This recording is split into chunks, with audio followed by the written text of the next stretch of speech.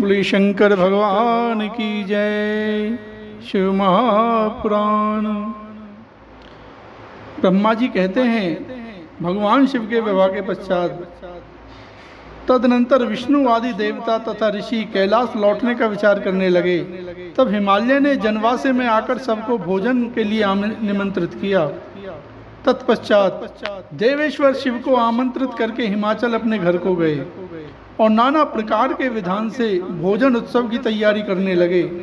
उन्होंने प्रसन्नता और उत्कंठा के साथ भोजन के लिए परिवार सहित भगवान शिव को यथोचित रीति से अपने घर बुलवाया। शंभु के, विष्णु के, मेरे अन्य सब देवताओं के, मुनियों के तथा वहां आए हुए अन्य सब लोगों के भी चरणों को बड़े आदर के साथ धोकर उन सबको गिरिराज ने मंडप के भीतर सुंदर आसनों पर बिठाया। फिर अपने भाई बंधुओं को साथ लेकर उनके सहयोग से उन सब अतिथियों को नाना प्रकार के सरस पदार्थों द्वारा पूर्णतः तृप्त किया। मेरे, विष्णु के तथा शंभु के साथ सब लोगों ने अच्छी तरह भोजन किया। नारद विधिवत भोजन और आचमन करके तृप्त और प्रसन्न हुए। सब लोग हिमालय से आज्ञा लेकर अपने अपने डेरे पर गए। हे मुने, इसी प्रकार तीसरे दिन भी गिरिराज ने विधिवत दान, मान और आदर आदि के द्वारा उन सबका सत्कार किया। चौथा दिन आने पर शुद्धता पूर्वक सविधि चतुर्थी कर्म हुआ, जिसके बिना विवाह यज्ञ अधूरा ही रह जाता है। उस समय नाना प्रकार का उत्सव हुआ, साधुवाद और जय जयकार की ध्वनि हुई। बहुत से सुंदर दान दिए गए, भांति भांति के सुंदर गान और नृत्य हुए। पांचवें दिन सब देवताओं ने बड़े हर्ष और अत्यंत प्रेम के साथ शैलराज को सूचित किया कि अब हम लोग यहाँ से जाना चाहते हैं, आप आज्ञा प्रदान करें। उनकी यह बात सुनकर गिरिराज हिमवान हाथ जोड़कर बोले, हे देवगणों, आप लोग कुछ दिन और ठहरें तथा मुझ पर कृपा करें। यूं कहकर उन्होंने स्नेह के साथ उन देवताओं को, भगवान शिव को, विष्णु को, मुझको तथा अन्य लोगों को बहुत दिनों तक ठहराया और प्रतिदिन विशेष आदर सत्कार किया। इस प्रकार देवताओं के वहां रहते हुए बहुत दिन बीत गए। तब उन सबने गिरिराज के पास सप्त ऋषियों को भेजा। सप्त ऋषियों ने हिमवान और मेना से समय उचित बात कहकर उन्हें समझाया।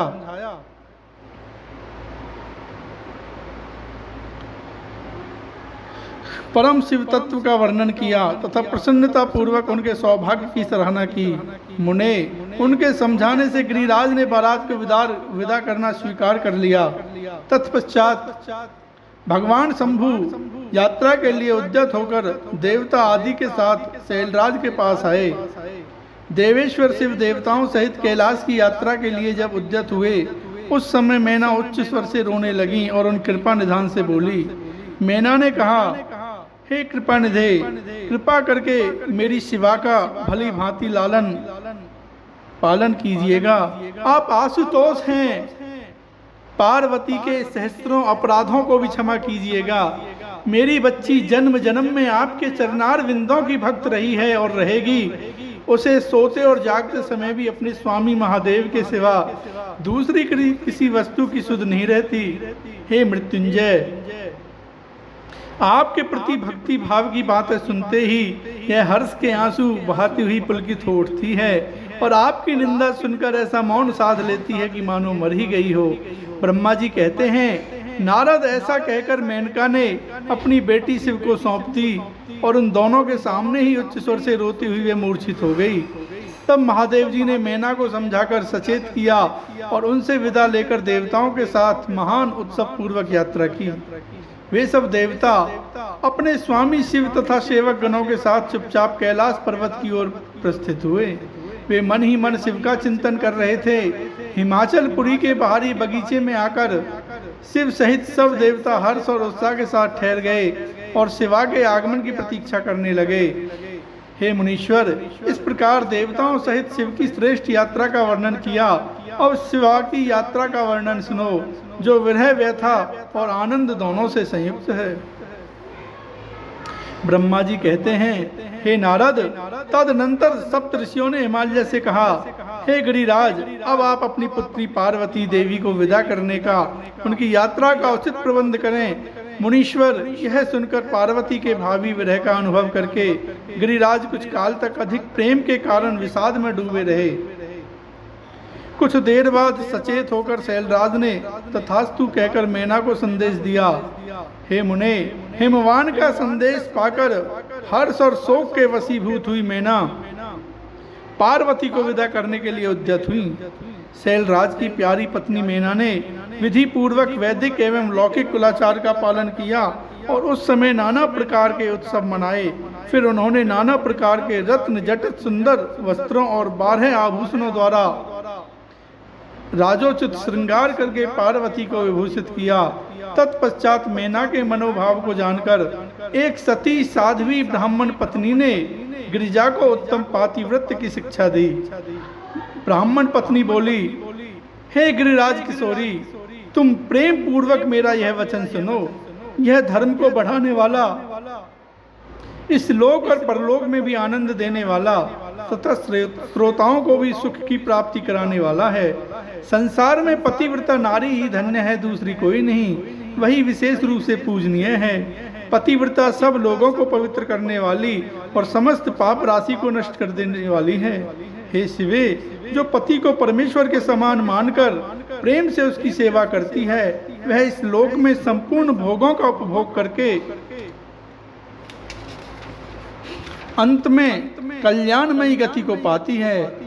सावित्री, लोपामुद्रा, अरुंधति, सांडली, सतरूपा, अनसुईया, लक्ष्मी, स्वधा, सती, संज्ञा, सुमति, श्रद्धा, मैना और स्वाहा, ये तथा और भी बहुत सी स्त्रियां साध्वी कही गई हैं। यहाँ विस्तार भय से उनका नाम नहीं लिया गया। वे अपने पातिव्रत्य के बल से ही सब लोगों की पूजनीय तथा ब्रह्मा, विष्णु, शिव एवं मुनीश्वरों की भी मान्या हो गई हैं। इसलिए तुम्हें अपने पति भगवान शंकर की सदा सेवा करनी चाहिए। वे दीन दयालु, सबके सेवनीय और सत्पुरुषों के आश्रय हैं। श्रुतियों और स्मृतियों में पातिव्रत्य धर्म को महान बताया गया है। इसको जैसा श्रेष्ठ बताया जाता है वैसा दूसरा धर्म नहीं है, यह निश्चय पूर्वक कहा जा सकता है। पातिव्रत्य धर्म में तत्पर रहने वाली स्त्री अपने प्रिय पति के भोजन कर लेने पर ही भोजन करे। हे पार्वती, जब पति खड़ा हो तब साध्वी स्त्री को भी खड़ी ही रहना चाहिए। शुद्ध बुद्धि वाली साध्वी स्त्री प्रतिदिन अपने पति के सो जाने पर सोए और उसके जागने से पहले ही जग जाए। वह छल कपट छोड़कर सदा उसके लिए हितकर कार्य ही करे। हे शिवे, साध्वी स्त्री को चाहिए कि जब तक वस्त्र आभूषणों से विभूषित न हो तब तक वे अपने को पति की दृष्टि के सम्मुख न लाए। यदि पति किसी कार्य से परदेश में गया हो तो उन दिनों उसे कदापि श्रृंगार नहीं करना चाहिए। पतिव्रता स्त्री कभी पति का नाम नहीं ले। पति के कटु वचन कहने पर भी वे बदले में कड़ी बात न कहे। पति के बुलाने पर वह घर के सारे कार्य छोड़कर तुरंत उसके पास चली जाए और हाथ जोड़कर प्रेम से मस्तक झुकाकर पूछे, हे नाथ, किस लिए इस दासी को बुलाया है? मुझे सेवा के लिए आदेश देकर अपनी कृपा से अनुग्रहित कीजिए। फिर पति जो आदेश दे उसका वह प्रसन्न हृदय से पालन करे। वह घर के दरवाजे पर देर तक खड़ी न रहे, दूसरे के घर न जाए, कोई गोपनीय बात जानकर हर एक के सामने उसे प्रकाशित न करे। पति के बिना कहे ही उनके लिए पूजन सामग्री स्वयं जुटा दे तथा उनके हित साधन के यथोचित अवसर की प्रतीक्षा करती रहे। पति की आज्ञा लिए बिना कहीं तीर्थ यात्रा के लिए भी नहीं जाए। लोगों की भीड़ से भरी हुई सभा या मेले आदि के उत्सवों का देखना वह दूर से ही त्याग दे। जिस नारी को तीर्थ यात्रा का फल पाने की इच्छा हो उसे अपने पति का चरणोदक पीना चाहिए। उसके लिए उसी में सारे तीर्थ और क्षेत्र हैं, इसमें संशय नहीं है।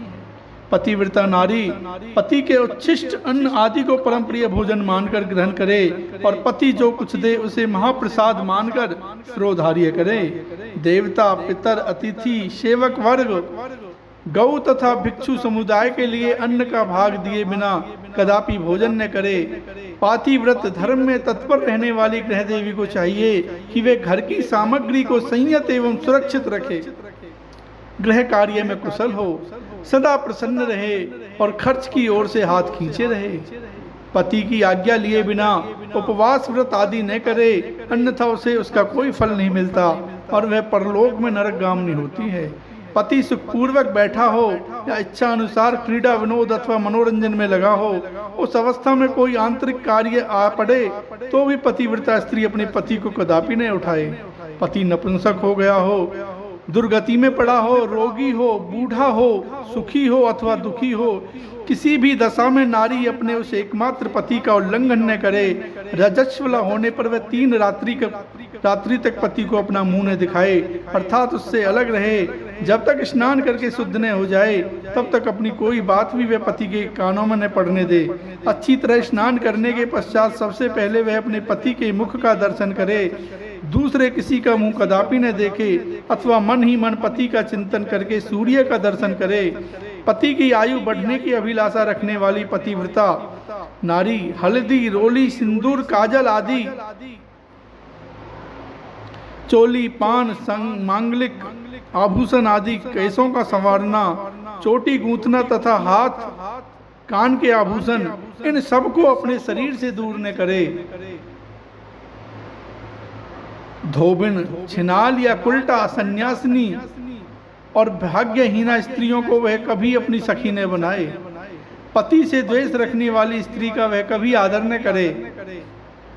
कहीं अकेली न खड़ी हो, कभी नंगी होकर न नहाए। सती स्त्री ओखली, मूसल, झाड़ू, सिल, जांत और द्वार के चौखट के नीचे वाली लकड़ी पर कभी न बैठे।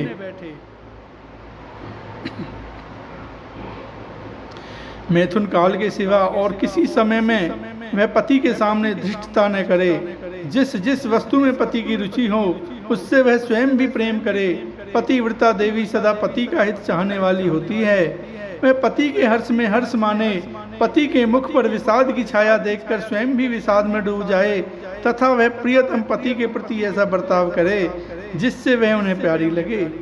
पुण्यात्मा पतिव्रता स्त्री संपत्ति और विपत्ति में भी पति के लिए एक सी रहे, अपने मन में कभी विकार न आने दे और सदा धैर्य धारण किए रहे। घी, नमक, तेल आदि के समाप्त हो जाने पर भी पतिव्रता स्त्री पति से सहसा यह न कहे कि अमुक वस्तु नहीं है, वह पति को कष्ट या चिंता में न डाले। देवेश्वरी पतिव्रता नारी के लिए एकमात्र पति ही ब्रह्मा, विष्णु और शिव से भी अधिक माना गया है। उसके लिए अपना पति शिव रूप ही है। जो पति की आज्ञा उल्लंघन करके व्रत और उपवास आदि के नियम का पालन करती है, वह पति की आयु भर लेती है और मरने पर नरक में जाती है। जो स्त्री पति के कुछ कहने पर क्रोध पूर्वक कठोर उत्तर देती है, वह गांव में कुतिया और निर्जन वन में स्यारन होती है।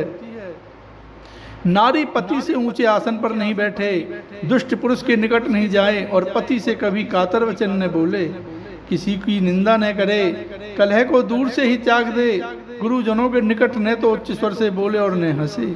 जो बाहर से पति को आते देख तुरंत अन्न, जल, भोज्य वस्तु, पान और वस्त्र आदि से उसकी सेवा करती है, उनके दोनों चरण दबाती है, उनसे मीठे वचन बोलती है तथा प्रियतम के खेद को दूर करने वाली अन्यान्य उपायों से प्रसन्नता पूर्वक उन्हें संतुष्ट करती है, उसने मानो तीनों लोगों को तृप्त एवं संतुष्ट कर दिया है। पिता, भाई और पुत्र परिमित सुख देते हैं, परंतु पति असीम सुख देता है। अतः नारी को सदा अपने पति का पूजन, आदर, सत्कार करना चाहिए। पति ही देवता है, पति ही गुरु है और पति ही धर्म, तीर्थ एवं व्रत है। इसलिए सबको छोड़कर एकमात्र पति की ही आराधना करनी चाहिए।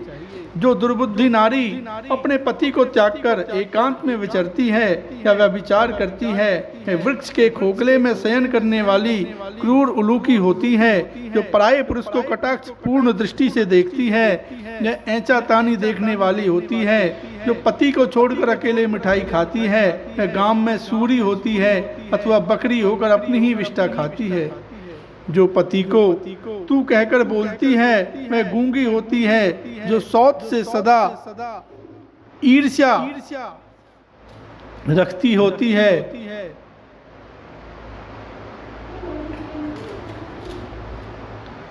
वह दुर्भाग्यवती होती है। जो पति की आंख बचाकर किसी दूसरे पुरुष पर दृष्टि डालती है, वह कानी, टेढ़े मुंह वाली तथा कुरूपा होती है।